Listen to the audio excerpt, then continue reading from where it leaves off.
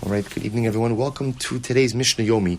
Today we will, Amir Hashem, be completing Perek Beis Mishnah Ches, and we will begin Perek Gimel Mishnah Aleph. So Perek Beis Mishnah Ches says as follows, Chapter 2, Mishnah 8. Katzru listim chatzia v'katzar hu chatzia. No sin peh mimasha katzar.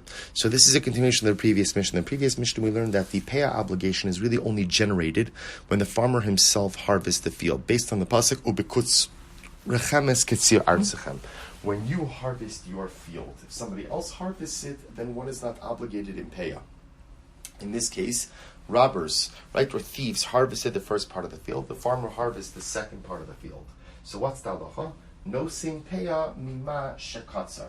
Ultimately, again, he gives Peah from the half that he harvested. Good. That's a continuation of last Mishnah.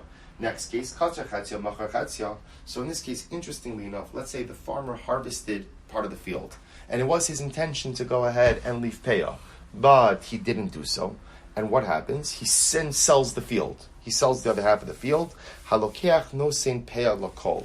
Interestingly enough, in this case, the purchaser has to go ahead and give Peah for the entire field. Now, the Bartanura explains that the reason for this is because it's almost as if there's a built-in tenant, there's a built-in condition into the sale itself, that the purchaser is going to take care of the Peah obligation for the entire field. Interesting.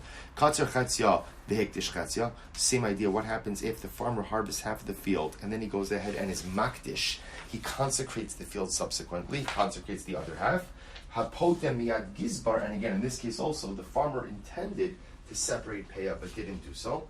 Hamochem miyad gizbar, the one who redeems the Peah from the temple treasurer, who no sein Peah lakol. He goes ahead and he essentially, when he purchases the field or redeems the field, he inherits the Peah obligation for the entire field. Incredible. Mazel tov, end of Perek Beis, beginning of Mishnah Gimel. Perek Gimel, Mishnah Aleph. Third chapter, first Mishnah.